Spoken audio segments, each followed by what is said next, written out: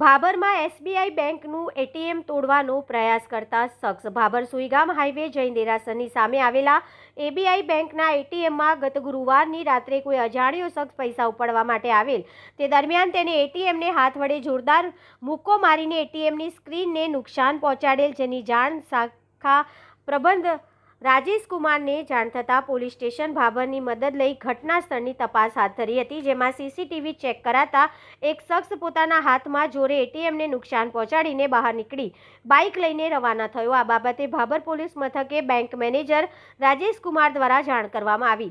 Police CCTV ફૂટેજના આધારે તપાસ હાથ ધરી છે। આ બાબતે શું કહ્યું મેનેજરશ્રીએ તે સાંભળો। અહેવાલ SK Chauhan, DT news live 24 Banaskantha, Bhabhar.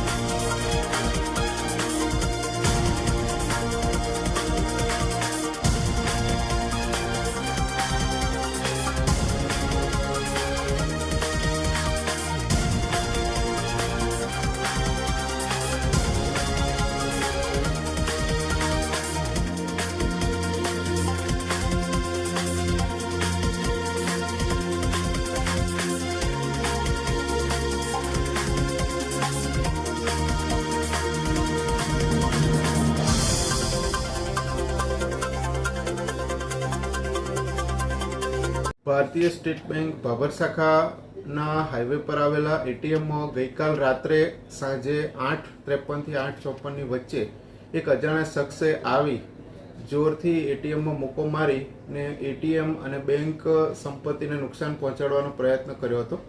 સાંજે અમને જાણ થતાં ભારતીય સ્ટેટ બેંક ભાભર શાખા બ્રાન્ચ મેનેજર તરીકે મેં ભાભર પોલીસ સ્ટેશનનો સહકાર માંગ્યો હતો, જેમાં પોલીસ સ્ટેશન દ્વારા ત્વરિત સહકાર આપી ઘટના સ્થળે તપાસ હાથ ધરી હતી અને સીસીટીવી ફૂટેજ દ્વારા જે શખ્સે નુકસાન પહોંચાડ્યું છે એની ઓળખ અને એની તપાસ હાથ ધરી અને એ શખ્સ બાઇક દ્વારા આવ્યા, એટીએમમાં પ્રવેશ કર્યો અને એટીએમના જે સ્ક્રીન છે એને તોડીને એનું સ્ક્રીન છે એને આખું તોડી નાખ્યું છે અને એને નુકસાન કર્યું છે।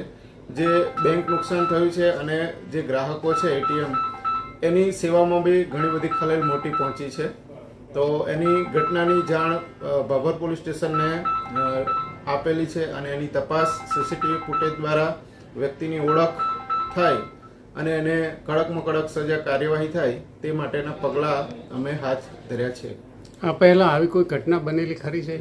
આ પહેલાં આવી ઘટના બનેલી કે બે અજાણ્યા શખ્સો બહારના હતા, જેઓએ એટીએમમાં આવીને ચોરીની પ્રયાસ કર્યો હતો, પરંતુ તેઓને પોલીસ દ્વારા સપોર્ટથી અમે ઝડપી પાડ્યા હતા અને જે લોકલ લારી ગલ્લાના વ્યક્તિઓ છે એમણે બી સહકાર આપ્યો હતો અને એમાં એ વ્યક્તિની ઓળખ કરી અને ત્યાં જ દબોચી અને એમને પોલીસના હવાલે કર્યા હતા। ત્યાર પછી તેઓ આવ્યા નહોતા। એ સિવાય બીજી એક પહેલાં ઘટના બની કે એક વ્યક્તિ આવ્યો અને તે એટીએમમાં આવીને બીજાના એટીએમ લઈ અને ચોરી કરવાનો પ્રયાસ કરતો, તેનું પણ પોલીસના અને બેંકના સ્ટાફ અને લોકલ વ્યક્તિઓ દ્વારા સહકાર મેળવી તે વ્યક્તિને પણ અમે દબોચી લીધો હતો અને તેને બે કડકમાં કડક સજા આપવામાં આવી હતી।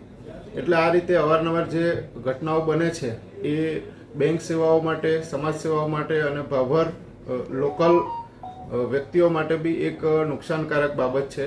એટલે આવા જે અસામાજિક અજાણ્યા વ્યક્તિઓને આપણે સખત રીતે સજા આપવી જોઈએ એવું મારું માનવું છે।